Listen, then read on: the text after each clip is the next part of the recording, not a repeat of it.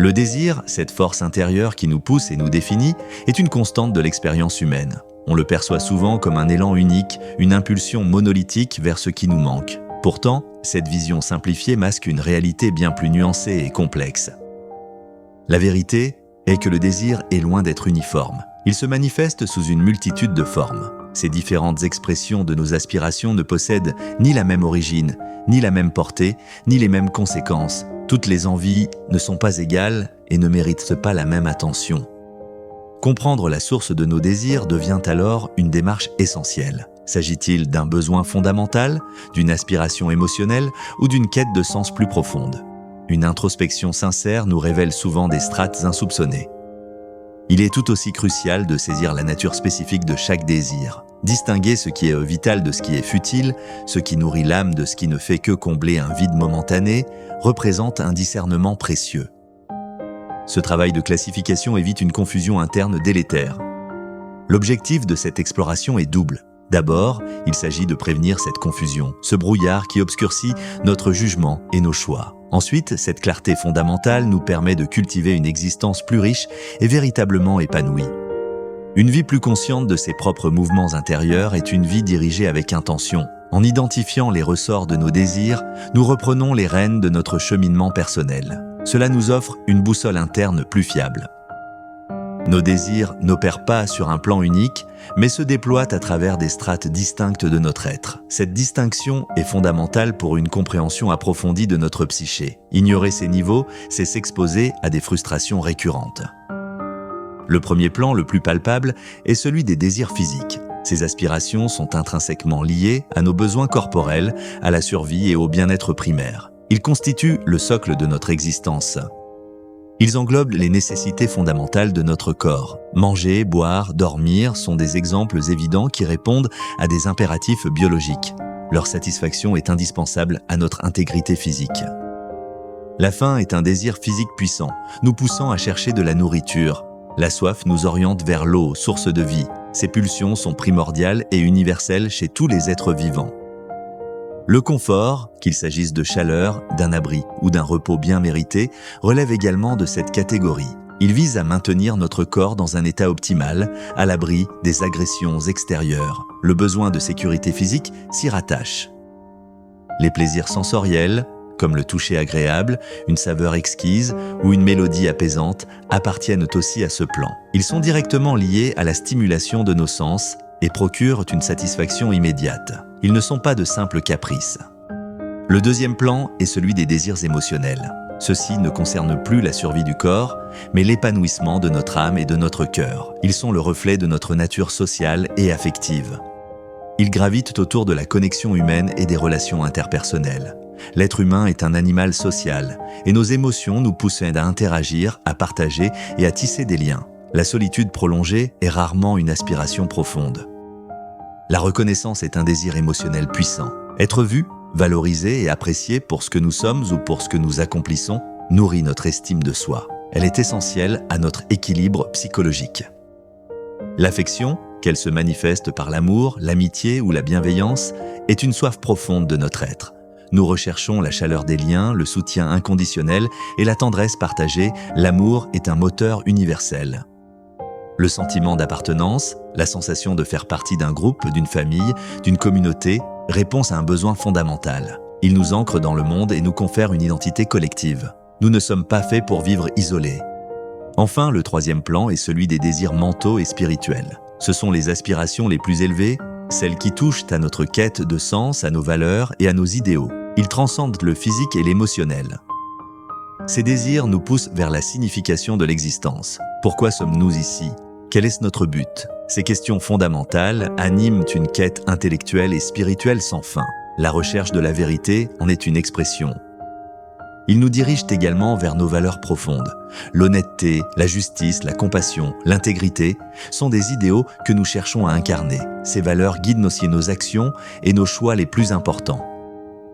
Ces aspirations nous orientent vers des idéaux transcendants. La beauté, la sagesse, la transcendance, la recherche du divin ou d'une compréhension universelle s'inscrivent dans ce troisième plan. Ils donnent une direction à notre évolution intérieure. La curiosité intellectuelle, le désir d'apprendre et de comprendre le monde fait aussi partie de cette dimension. Il s'agit d'une faim de connaissance qui nourrit notre esprit et élargit nos horizons. La soif de sagesse est une quête noble. Une erreur courante et source de grande souffrance est de confondre ces différents niveaux de désir. Cette méprise engendre une profonde insatisfaction et un sentiment de vide. Elle nous éloigne de ce qui pourrait vraiment nous combler. La confusion des désirs mène inévitablement à une confusion interne. Nos actions ne sont plus alignées avec nos véritables besoins et nous nous retrouvons pris au piège d'une quête sans fin. L'esprit ne parvient plus à distinguer les signaux. Imaginez tenter de combler un vide émotionnel avec une gratification physique. Par exemple, manger excessivement pour apaiser une peine de cœur. Le résultat est une insatisfaction redoublée, car la faim émotionnelle demeure. La nourriture ne peut pas remplacer l'affection ou la reconnaissance. Ce genre de substitut offre un réconfort éphémère, mais ne s'attaque jamais à la cause profonde du manque. C'est une fausse solution qui crée de nouveaux problèmes. Un autre exemple frappant est de chercher un sens profond à l'existence à travers la consommation matérielle. Accumuler des biens, rechercher le luxe à tout prix, en espérant y trouver la paix intérieure. L'expérience prouve le contraire. Le résultat de cette quête matérielle est souvent un sentiment de vide. Les possessions peuvent apporter un confort temporaire, mais elles ne peuvent jamais combler un besoin spirituel ou existentiel. La richesse matérielle n'est pas la sagesse.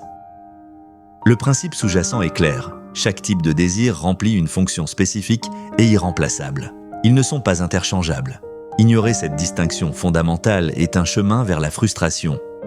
Aucun type de désir ne peut adéquatement remplacer les autres. Une profonde amitié ne comblera pas la faim physique, pas plus qu'une quête spirituelle ne satisfera un besoin de sécurité matérielle immédiat. Chaque plan a son rôle essentiel.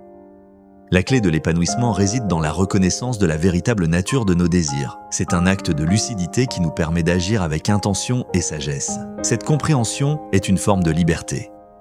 Un cœur mature comprend les besoins spécifiques que chaque désir cherche à satisfaire. Il sait écouter les murmures de l'âme aussi bien que les clameurs du corps. Cette écoute attentive est une forme d'intelligence émotionnelle et spirituelle. Une telle maturité évite d'attendre de nos désirs ce qu'ils ne peuvent pas nous apporter. Elle nous libère des illusions et des attentes irréalistes qui mènent à la déception. Le désir est alors vu comme un messager, non comme un tyran. Cette clarté d'esprit et de cœur nous conduit vers une perspective plus équilibrée de l'existence. Nous ne sommes plus ballottés par des impulsions confuses, nous trouvons un centre de gravité interne stable et serein. Il devient alors possible de nourrir chaque dimension de notre être de manière appropriée. C'est une approche holistique qui reconnaît la richesse et la complexité de notre humanité. L'harmonie est le fruit de cette attention. Il s'agit d'abord de pourvoir à nos besoins physiques de manière saine et consciente. Une alimentation équilibrée, un repos suffisant, une activité physique régulière sont les fondements de notre vitalité. Notre corps est notre temple. Ensuite, nous devons cultiver des connexions émotionnelles significatives et authentiques. Des relations profondes, basées sur le respect et l'affection, sont essentielles à notre bien-être psychologique. L'amour et l'amitié sont des piliers. Poursuivre notre croissance intellectuelle est tout aussi important. Apprendre sans cesse, questionner, explorer de nouvelles idées nourrit notre esprit. Une curiosité aiguisée maintient notre esprit jeune et ouvert. Enfin, s'engager dans une croissance spirituelle donne un sens à notre parcours. Que ce soit par la méditation, la contemplation, la pratique philosophique ou la quête de valeur, cette dimension est celle qui nous relie au plus grand. Elle nous offre une perspective unique. L'importance de la modération ne doit pas être sous-estimée dans cette quête. Un équilibre délicat doit être maintenu entre les différentes facettes de nos désirs. L'excès dans un domaine peut facilement masquer une carence dans un autre. Il est vital d'éviter les illusions, ces mirages qui nous promettent le bonheur là où il ne se trouve pas. La sagesse consiste à voir au-delà des apparences et à reconnaître la vraie nature de nos aspirations. Le chemin de la clarté est exigeant.